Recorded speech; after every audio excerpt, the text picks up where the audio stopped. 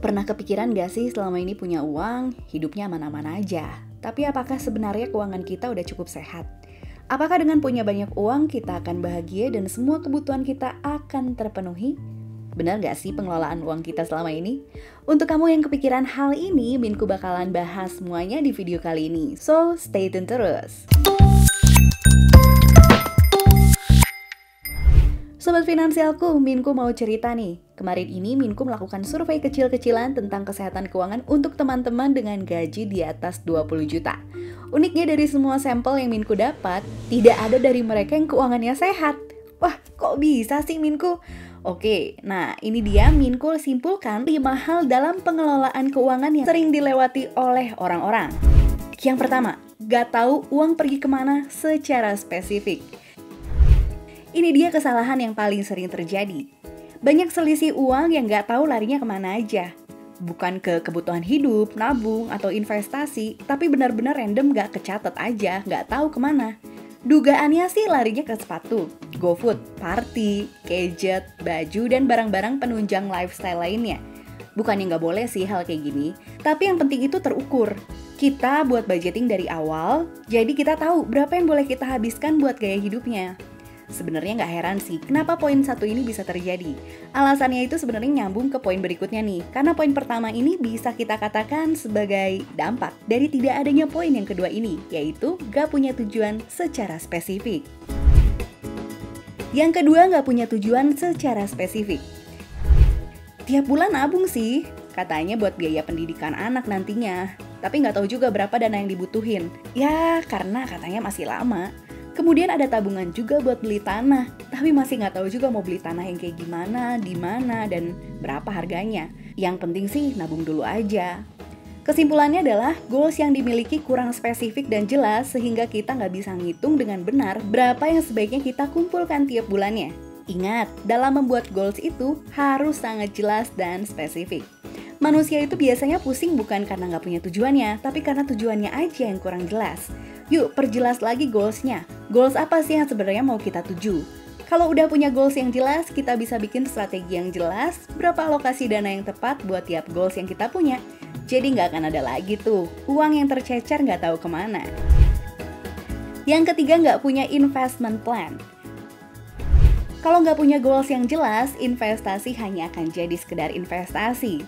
Return berapapun akan kita makan, resiko berapapun akan kita makan juga tanpa mempertimbangkan tujuan keuangan kita. Setelah punya goals yang jelas, kita bisa buat strategi investasi yang baik dan benar. Alokasi investasinya bukan hanya di tempat dengan return yang tinggi, namun kita akan komposisikan investasi kita. Ada produk yang tugasnya sebagai striker dengan return yang besar, ada juga produk yang tugasnya buat defense dengan return kecil namun tetap stabil.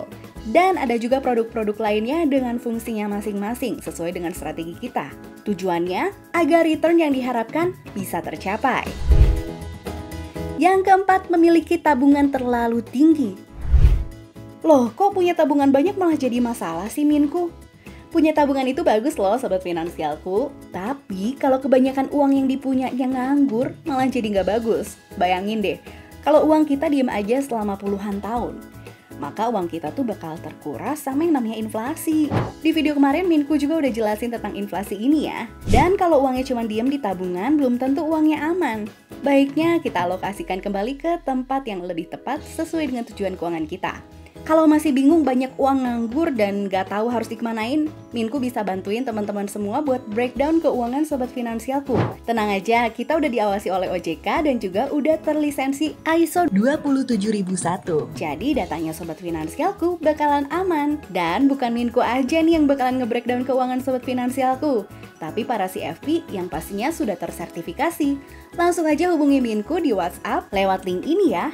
Atau bisa langsung aja klik link yang ada di description box. Yang kelima, lebih memilih utang jangka panjang. Sebenarnya punya utang itu hal yang diperbolehkan loh. Maksimalnya 30% dari pendapatan bulanan kita. Tapi kalau kita bisa melunasinya lebih cepat, itu akan jauh lebih baik. Banyak yang berpikir kalau utang makin panjang itu makin ringan. Padahal kenyataannya utang makin panjang itu makin menjerat. Jangan lupa keajaiban dunia ke-8 ya, compound interest. Contohnya, sekarang uangku adalah Rp100.000. Kemudian di tahun pertama mendapatkan keuntungan 10%, yaitu Rp10.000. Maka uangku menjadi Rp110.000. Di tahun kedua, aku akan mendapatkan keuntungan 10% lagi. Namun, karena kali ini uangku adalah Rp110.000, maka keuntunganku adalah Rp11.000. Keuntunganku akan terus bertambah, dan itulah yang dinamakan compound interest. Sama halnya dengan utang. Makin lama kita berutang, maka bunganya akan semakin menggunung. Inilah yang perlu kita kelola. Dari ke-5 poin ini, apakah ada poin yang ternyata Sobat Finansialku lakukan juga? Yuk, kita benerin lagi keuangan kita sebelum terlambat. Kalau hari ini gagal, besok belum tentu. Jadi jangan menyerah. Kalau hari ini berhasil, besok juga belum tentu. Jadi jangan sombong.